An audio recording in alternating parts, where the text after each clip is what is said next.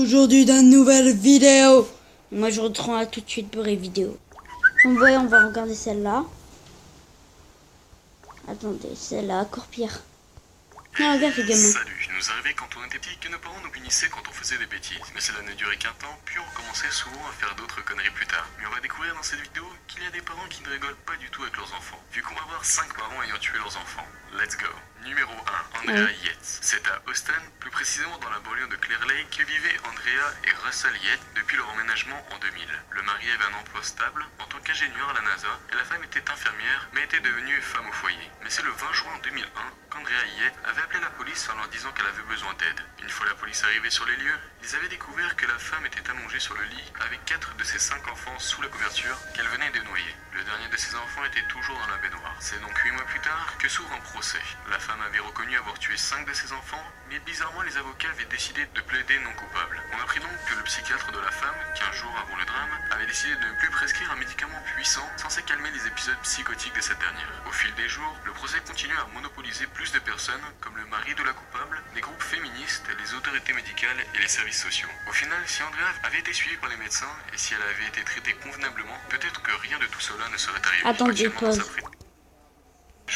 Numéro 2, Lacey Spears. C'est aux États-Unis qu'une femme âgée de 26 ans, mère d'un garçon de 5 ans, souffrait de problèmes de santé. Elle faisait croire à son fils que son père était mort dans un accident de voiture alors qu'il était bien en vie et il l'avait abandonné lorsqu'elle était enceinte. Mais c'est le 19 janvier 2014 que Garrett a été transporté d'urgence vers le centre médical de New York où il est décédé 4 jours plus tard. Dû à un taux anormalement élevé de sodium détecté par les médecins, éveillant donc les soupçons des services de santé qui ont ouvert une enquête par la suite. Quelques mois plus tard, un mandat d'arrêt a été publié contre la mère de l'enfant, soupçonnée d'avoir injecté du sel à son garçon par une sonde d'alimentation. Par la suite, d'autres preuves sont arrivées par les enquêteurs, comme celle que peu de temps avant la mort de l'enfant, la femme avait demandé à une de ses amies de se débarrasser d'un sac où se trouvaient de fortes doses de sodium. Mais autre preuve encore plus accablante, les recherches de la femme, où l'on pouvait voir qu'elle cherchait à se renseigner sur les effets de larges doses de sel sur un enfant. Pour se défendre durant le procès, la femme a décidé de se défendre en affirmant que Garrett jouait avec ses tuyaux et a sûrement déversé lui-même un produit nocif à l'intérieur. Au final, la femme a heureusement été emprisonnée 20 ans en prison pour avoir empoisonné et tué son fils avec du sel.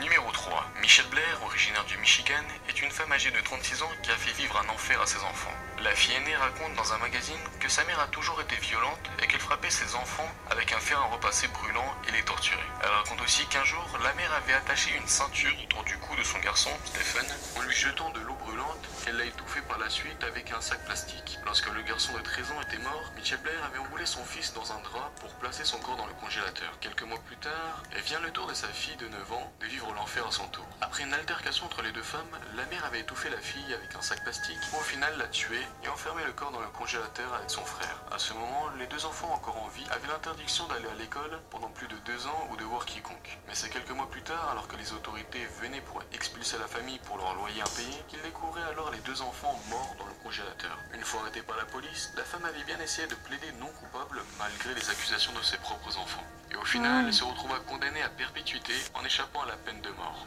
Numéro 4. Megan Huntsman. C'est le 13 avril 2014 que l'américaine était soupçonnée d'avoir tué 7 de ses nourrissons entre 1996 et 2006. C'est l'ancien mari de Megan Huntsman qui avait découvert le massacre en nettoyant le garage de sa maison de Pleasant Grove. En fouillant les lieux, les enquêteurs avaient découvert 6 autres cadavres de nourrissons, tous conservés soigneusement dans des t-shirts et mis de côté dans des boîtes en carton dans le garage. Les soupçons se sont donc portés vers l'ex-femme qui avait quitté la maison en 2011. Pendant son interrogatoire, Megan Huntsman avait avoué avoir étranglé et étouffé 6 de ses bébés juste après leur naissance en toute discrétion entre 1996 et 2006. Et les raisons qui ont poussé la femme à commettre l'irréparable n'a pas été découvert. Interrogée par une chaîne de télévision, une des voisines de Megan Huntsman avait déclaré avoir vu des variations de poids chez Megan, mais n'aurait jamais imaginé les grossesses. Au final, Megan Huntsman a été arrêtée sur 6 chefs d'accusation avec une caution fixée à 6 millions de dollars, soit 1 million de dollars pour chaque bébé. Numéro 5. Sheena Arnold.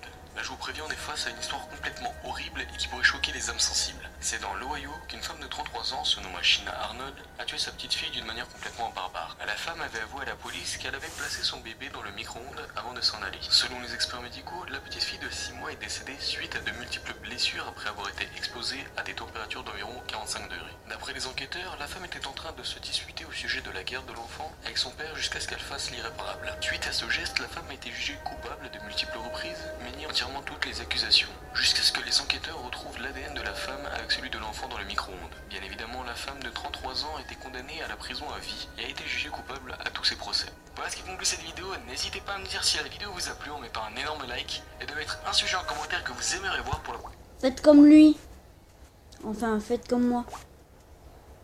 Mettez un pouce bleu et abonnez-vous.